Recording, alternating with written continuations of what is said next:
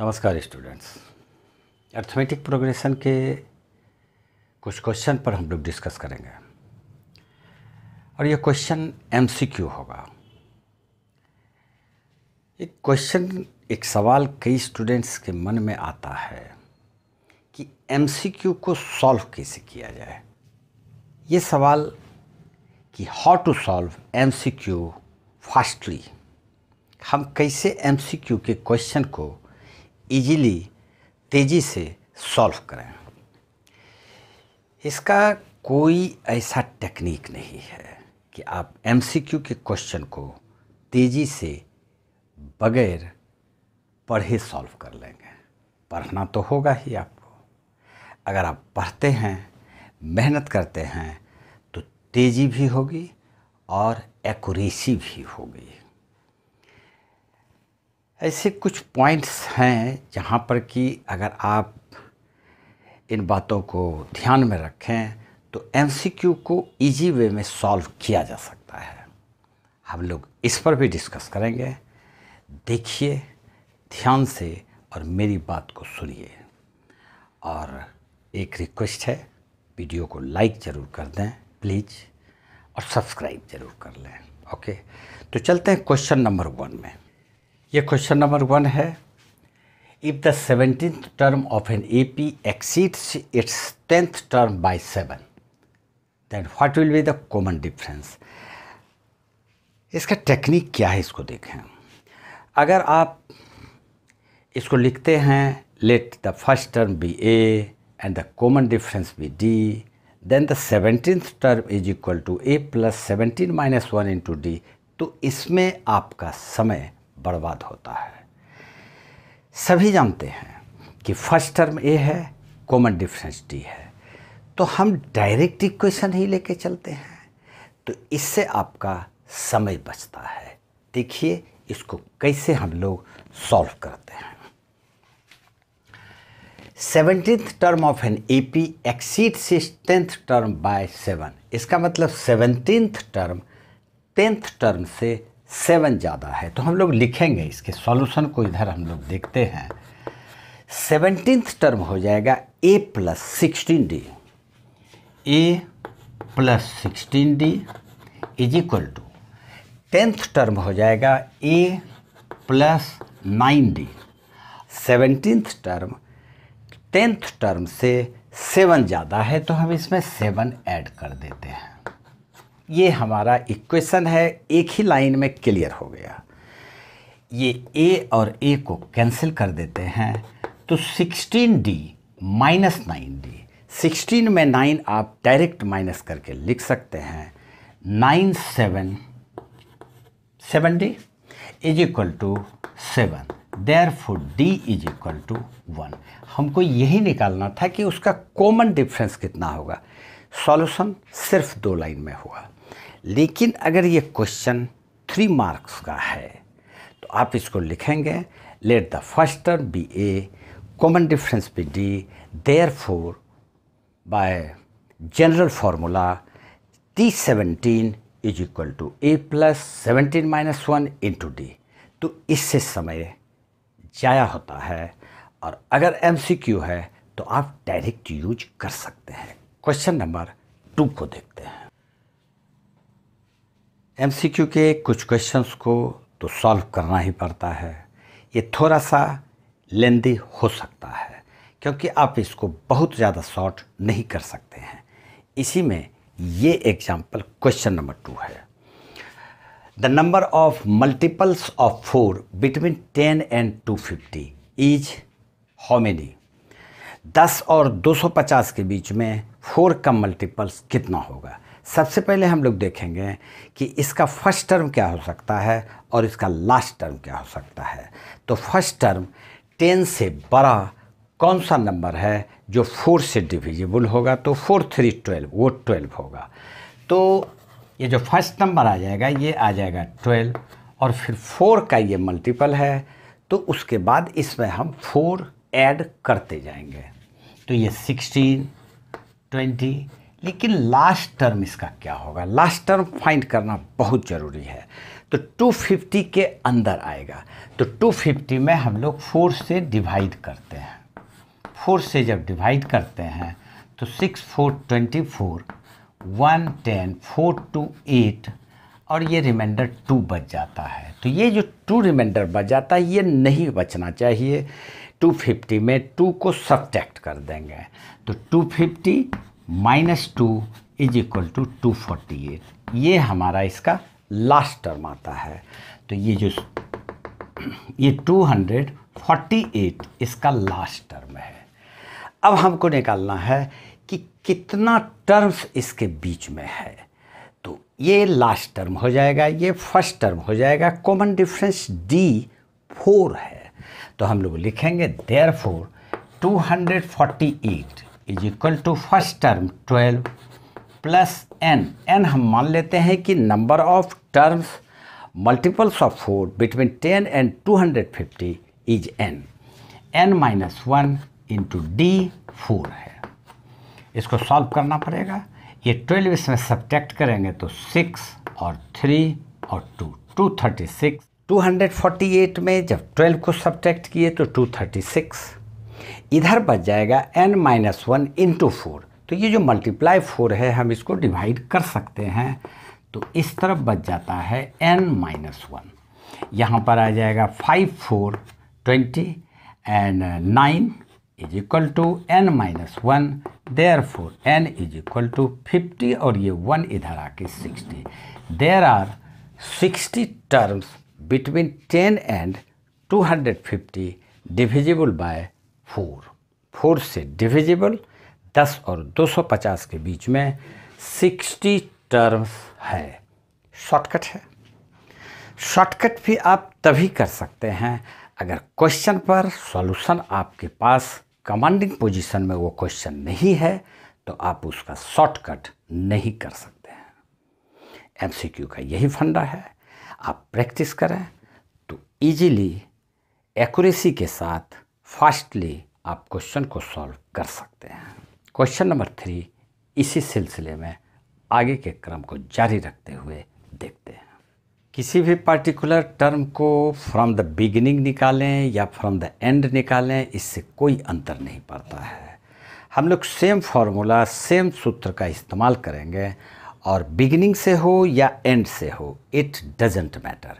यहाँ पर ये क्वेश्चन है, ये हमारा अर्थमेटिक सीरीज दिया हुआ है 3 8 13 dash dash dash 253।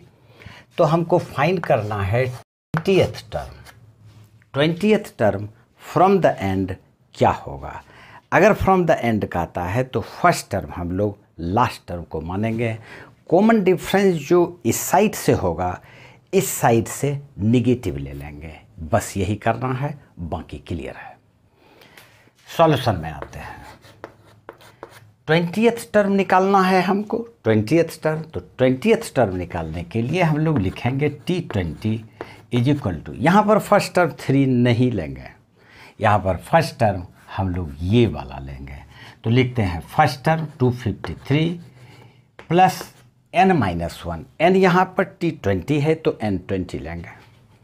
20 minus 1 into D। D अब हम लोग D देखते हैं क्या है।